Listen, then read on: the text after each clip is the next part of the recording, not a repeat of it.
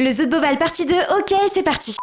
Moi c'est Yuna et j'enquête sur tous les animaux qui buzzent sur les réseaux et je te dis si c'est bien aussi faut boycotter, alors pour ne rien rater, n'hésite pas à t'abonner. Après avoir constaté que seulement 163 espèces sur 800 sont menacées d'extinction, je suis tombée sur mon animal préféré, les éléphants d'Afrique. Le zoo de Beauval détient la plus grande plaine d'éléphants de France et leur enclos m'a clairement choqué. Ils vivent ici sur un terrain entouré d'un fossé, ce qui peut être extrêmement dangereux pour eux. Je vous en parlerai d'ailleurs prochainement dans une autre vidéo, mais ce qui m'a le plus choqué ici c'était les grues où il y avait du foin. C'est hallucinant de voir un habitat aussi artificiel. Dans cet enclos il y a des mâles et des femelles qui vivent ici. En plus j'ai appris que certaines femelles vont bientôt avoir des bébés. Dans la nature ces animaux vivent dans la grande savane africaine contre femelles et parcourent des milliers de kilomètres. Encore une fois ça provient que la captivité est totalement différente que leur vraie nature. Pour justifier l'emprisonnement de ces animaux, Beauval Nature soutient la fondation Big Life pour lutter contre le braconnage sur le terrain au Kenya. Mais emprisonner et reproduire ces éléphants ici justifie-t-il de mener de bonnes actions sur le terrain? Pour moi, aucun animal mérite d'être en captivité, autrement dit emprisonné. En entrant dans leur enclos intérieur, je découvre sur le côté un minuscule enclos, celui des suricates. Un des suricates grattait sa trappe avec l'envie de sortir, cette scène m'a déchiré le cœur. J'ai aussi découvert les box intérieures des chimpanzés et des orang-outans. Un bébé orang-outan était en train de grimper sur les grilles, cette scène m'a déchiré le cœur. Ce bébé devrait vivre dans la forêt de Bornéo en hauteur, dans de grands arbres. Au lieu de ça, voici sa prison déguisée et habillée de fausses forêts sur les murs. Les chimpanzés, eux, m'ont tous marqué par leur manque de poils énormes. Je sais que ces animaux muent, mais je me demande s'ils ne feraient pas par s'arracher les poils par stress. Comme j'ai pu le constater pour un oiseau, une conure de Patagonie qui s'enlève des plumes. J'en ai parlé avec un soigneur qui m'a dit que ce n'était pas normal, qu'il n'ait plus de plumes et que ça pouvait être dû à du stress, à cause de ses congénères ou à cause de son enclos. Pour finir, j'ai découvert les fauves et clairement j'ai énormément de choses à dire. Mais pour ça, je te donne rendez-vous dans la partie 3 qui sortira demain soir à 19h, alors reste bien connecté.